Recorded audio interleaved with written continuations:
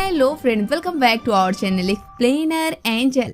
Friends, आज मैं इश्रामी के पार्ट 7 का एक्सप्लेनेशन करने वाली हूँ।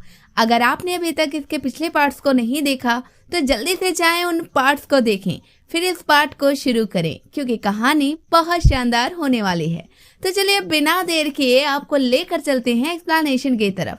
तब तक आप चैनल को सब्सक्राइब कर बेल आइकन को प्रेस कर लें जिससे कि आपको ऐसी शानदार कहानियां टाइम से मिलती रहें। कहानी वहां से शुरू होती है जहां से पार्ट 6 का एंड हुआ था। हम देखते हैं सूची अपने घर में होती है कि तभी ली उससे मिलने आता है, जहां पर वो उसे थैंक यू बोलता है कि उसकी वजह से शीशी की सच्चाई का उसे पता चल सका। जिस पर सूची कहती है कि इतने सबूत दिखाने के बाद अगर तुमने उसके सच्चाई पर भरोसा किया भी तो क्या खाक किया।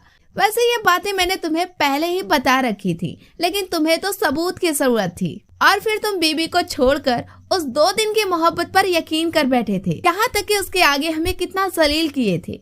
खैर ये तुम्हारी ही बात नहीं है, ज्यादातर मेल्स ऐसे ही होते हैं कि वो अपनी वाइफ पर यकीन ना करके बदले में 4 दिन की चालू मोहब्बत पर यकीन करते हैं। वैसे अब तुम यहाँ आए क्यों हो? सारे रिश्ते तो हमारे पहले ही खत्म हो चुके हैं, बची शीशी तो उसकी भी सच्चाई को हमने शो कर दिया है। इस तरह तुम्हें तो यहाँ से फौरन ही चला जाना चाहिए और यहाँ पर दोबारा कदम नहीं रखना चाहिए। जिस पर ली शर्माते हुए हंसता है और कहता है कि नाराज होना काफी अच्छे से जानती हो, सिर्फ एक बार हमें माफी दे दो, तुम्हें दोबारा से हमारे अंदर ये गलतियाँ देखने को नहीं मिलेंगी। जिस पर सूची कहती है कि उसे इस बात पर यकीन नहीं है। तभी यहाँ पर जू दादा के साथ आ जाते हैं। इस तरह उन लोग से ली काफी अच्छे से बात करता है, साथ ही दादा की अच्छी तबीयत को देखकर वो खुशी का इजहार करता है, लेकिन दादा उसकी खुशियों पर पानी फेर देते हैं, ये कहकर कि वो बहुत खुश हैं क्योंकि सूची की शादी का दिन काफी करीब आ गया है। ये सुनकर ली का मुस्कुराता हुआ फेस दोबारा से रोने में तब्दील हो जाता है। तभी मिस्टर जू ली को अपने साथ लेकर किनारे पर आते हैं और कहते हैं, कब तक तुम इसके पीछे रहोगे? तुम्हें समझ आना चाहिए कि अब वो तुम्हें देखना भी पसंद नहीं करती। वैसे भी पसंद करने जैसा तुम्हारे पास बचा ही क्या है? एक यकीन था जो कि तुमने पहले ही तोड़ रखा है। फिर ये कहकर जू अपनी और सूची की शादी के कार्ड को उसे देता है और कहता है कि अब यहाँ से चले जाओ क्योंकि तुम्हें यकीनन यकीन हो गया होगा कि सूची अब तुम्हें नहीं मिल सकती। अब जू की इस बात को सुनकर ली दादा के पास जाता है और अगेन उनसे सॉरी बोलता है, लेकिन दादा भी ली की कोई भी बात नहीं सुनते, जिस वजह से उसे जाना पड़ता है। अब ली किनारे पर जाकर उस कार्ड को खोलता है जो कि रेड कलर का होता है, लेकिन इस रेड कलर के कार्ड को देखकर ली का दिल ब्लैक हो रहा होता है, चाहे इसे जलन समझे या फिर मायूसी का गम। अब अगले दिन जू और सूची के शादी का दिन होता है जिसमें सभी लोग आए होते हैं। तभी इस शादी में ली भी हमें नजर आता है जो कि सूची और जू की एक साथ फोटो को देखकर रो रहा होता है और मन ही मन सोच रहा होता है कि हीरे जैसी वाइफ मिली थी, लेकिन मेरे बुरे सलूक ने उसे भी हमसे दूर कर दिया। ये सोचकर वो मुसलसल रोने लगता है। तभी गेट खुलता है। जू के साथ सूची दुल्हन की ड्रेस में आती हुई हमें नजर आती है जो कि एक परी की तरह लग रही होती है। अपनी गमगीन आंखों से ली सारे मंजर को देख रहा होता है। तभी जू मुस्कुराते हुए अपने हाथ को सूची की तरफ बढ़ाता है और सूची अपने दादा के साथ स्टाइल में आ रही होती है। दादा कहते हैं कि जा सूची अपने हमसफर का हाथ थाम ले। ये कहते हुए सूची मुस्कुराते हुए जू की तरफ बढ़ने लगती है। ली मुंह खोलकर ये सारे मंजर को अपनी फटी आंखों से देख रहा होता है। सब लोग तालियां बजाने लगते हैं दुल्हन के आने की खुशी में और दुल्हन है कि ली को देखने में लगी होती है और ली रोती हुई आंखों से सूची को देख रहा होता है। तभी इस शादी में जेल से बेल पर आई शीशी हमें नजर आती है। उसके साथ एक आदमी जियामी भी होता है और यही हमें पता चलता है कि जियामी ही वो बंदा है जो कि शीशी को जेल में मिला था। अब ये कौन है इसके बारे में अभी बताया नहीं गया।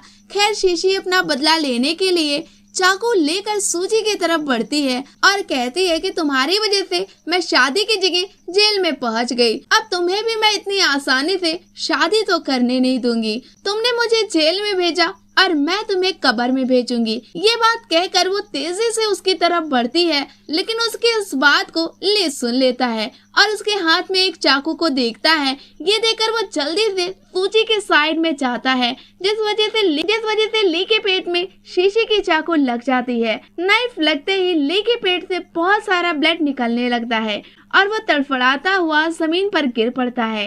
ये देखकर सूची चीखने लगती है। तभी बाकी लोग भी खूनी शीशी को देखते हैं। इस तरह शीशी को पकड़ लिया जाता है और ली को मरता हुआ देखकर दादा को हार्ट अटैक आने लगता है। इस तरह आधे लोग दादा को संभालते हैं और आधे ली को संभालते हैं। अब ली को देखकर सूची जोर जोर से रोना शुरू कर देती है। ली खून की उल्टियां करते हुए उससे माफी मांगता है, साथ ही कहता है कि वो उससे बहुत प्यार करता है। आई बोलते हुए वो बेहोश हो जाता है। इसी बीच दादा के हालात भी काफी खराब होते जा रहे थे और वो लगभग मरने वाले होते हैं।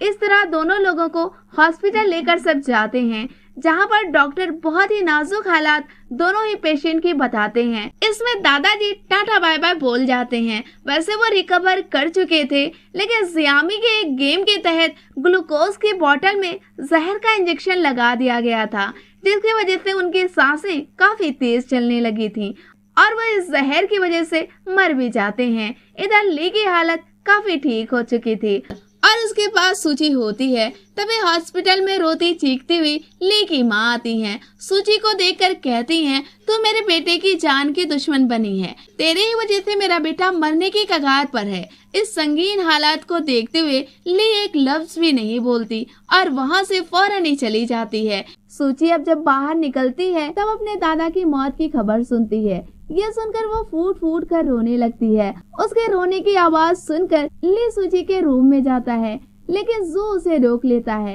इधर ली की माँ भी चिल्ला रही होती है कि जरा सा ठीक क्या हुआ, फौरन ही सूची के पास चला गया। लेकिन ली है कि अपनी माँ की भी बात नहीं सुनता। अब हमें अगली सुबह दिखाई जाती है, जहाँ पर सूची अपने दादा के फ्यूनरल पर आई होती है। बाकी सभी लोग भी यहाँ पर आए होते हैं। वहीं पर जू भी होता है। तभी यहाँ पर जियामी आता है। जियामी कहता है, तुमने और जू ने मिलकर दादा को मार डाला, जिससे कि दादा की सारी प्रॉपर्टी और बिजनेस की तुम मालिक बन सको।